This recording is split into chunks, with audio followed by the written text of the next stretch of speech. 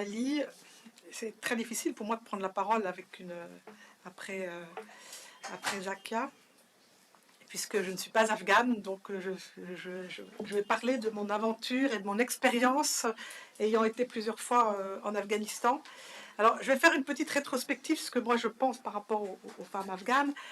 À l'époque du roi Zahir Shah, les femmes avaient acquis leurs droits, avaient leurs droits. Elles n'avaient pas de burqa, il n'y avait plus de polygamie, les filles allaient à l'école, à l'université, elles avaient même le droit de vote. Certaines femmes étaient ministres, députées, même si dans les campagnes, c'était assez attardé.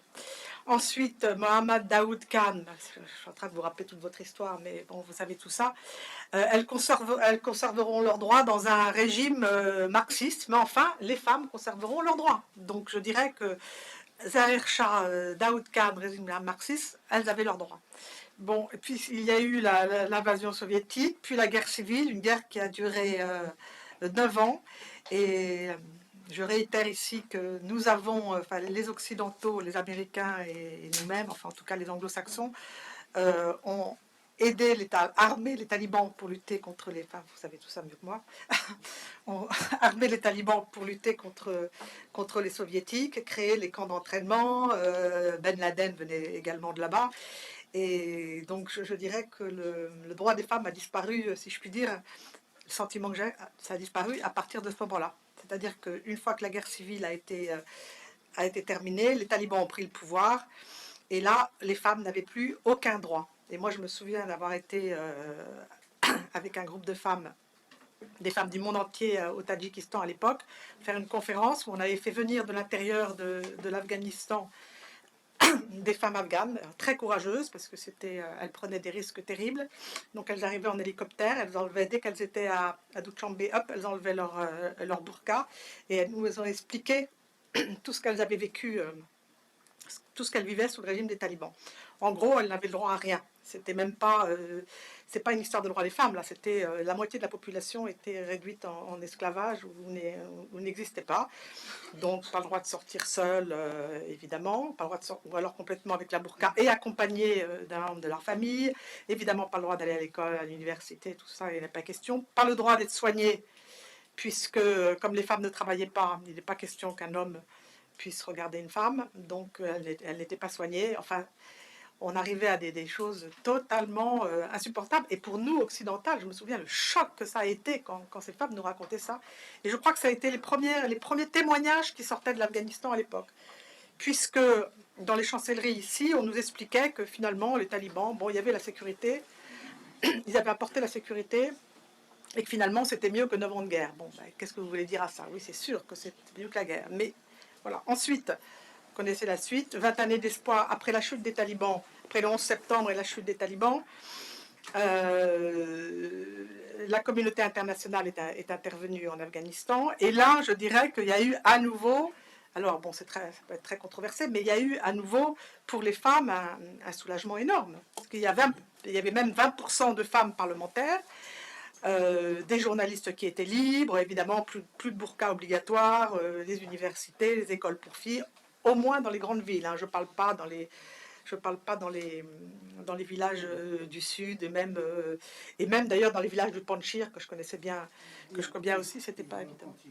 Voilà. Donc cette période de 20 années s'est terminée avec la fuite désespérée, enfin, la fuite des troupes de la coalition qui ont été virées, si je puis dire, par les talibans qui ont repris le pouvoir.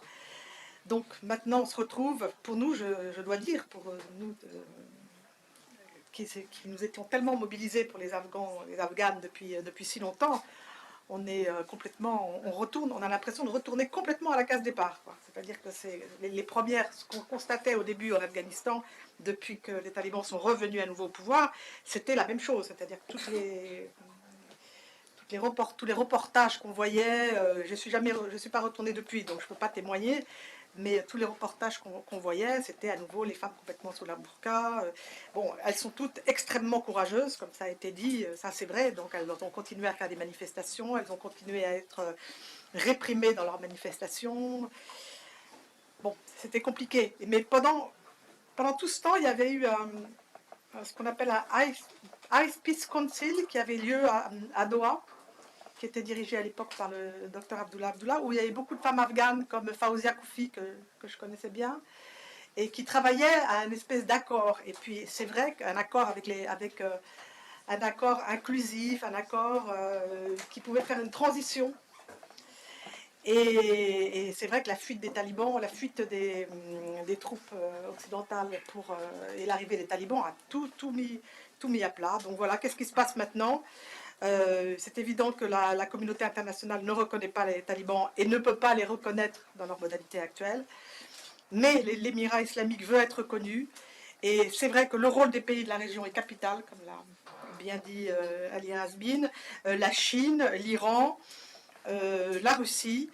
Et je dois dire à propos de l'Iran que dans mes nombreux voyages là-bas, je me souviens que pour les femmes afghanes, les Iraniennes, c'était un modèle. Pour elles, c'était parfait. Elles voulaient vivre un peu comme les femmes iraniennes. Et je dois dire que depuis que les talibans sont revenus, il y a une immigration très forte d'Afghanes en Iran.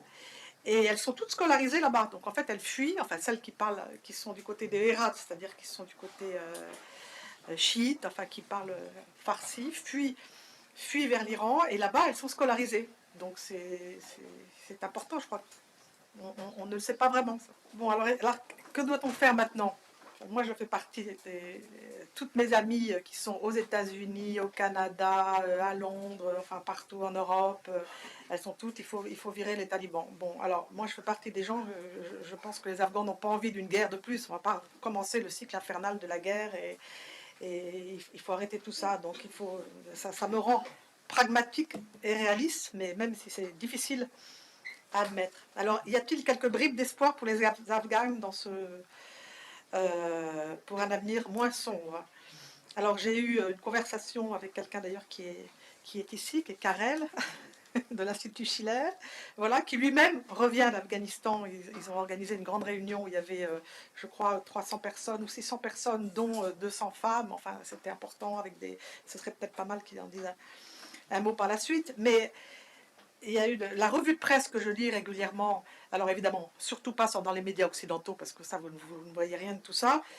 Alors, je sais, le député Foreign Minister Mohammad Stanikzai a expliqué que l'éducation de toutes les filles et des garçons était cruciale pour notre développement.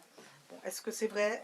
Il a vraiment dit ça, mais est-ce que c'est une source d'espoir? La décision de lever l'interdiction des jeunes filles d'aller à l'école au-delà du grade 6 et à l'université est en train de faire rapidement son chemin. Il considère que la fermeture des écoles et des universités creuse un fossé entre les peuples et les pays et les talibans. Quiconque prive les femmes de droit à l'éducation est oppressif et injuste. Voilà, ça, vous ne verrez jamais ça dans un journal européen, français, américain, pour l'instant. Un rapport dit que le gouvernement afghan a commencé à enrôler des étudiantes, celles qui avaient des diplômes avant la prise de pouvoir par les talibans, dans les instituts médicaux dans 11 provinces d'Afghanistan. Ce serait déjà, si c'était vrai, ce serait formidable.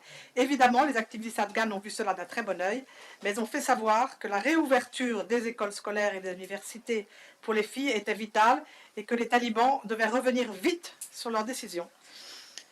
En plus, j'ai appris qu'il y avait eu des rassemblements de religieux, je ne sais pas si c'est des Loya Jirga ou comment on appelle ça, qui ont eu lieu dans tout le pays, et ont poussé dans le même sens. Alors, est-ce que c'est un signe d'espoir? Finalement, ce serait peut-être mieux d'avoir un espoir comme ça que de repartir dans une guerre sans fin. Est-ce que c'est vraiment une source d'espoir, ces nouvelles qu'on a de l'intérieur de l'Afghanistan? Mes amis de la diaspora, enfin celles qui sont toutes aux États-Unis, elles ont dit non, il faut pas du tout écouter les talibans. Tout ce qu'ils disent est faux. Donc en gros, elles ont qu'une seule solution, c'est faire la guerre. Et là, moi, j'ai rencontré beaucoup de groupes d'Afghans résistants, que ce soit le groupe d'Ahmad Massoud, que ce soit plein d'autres, j'en ai rencontré moins une dizaine.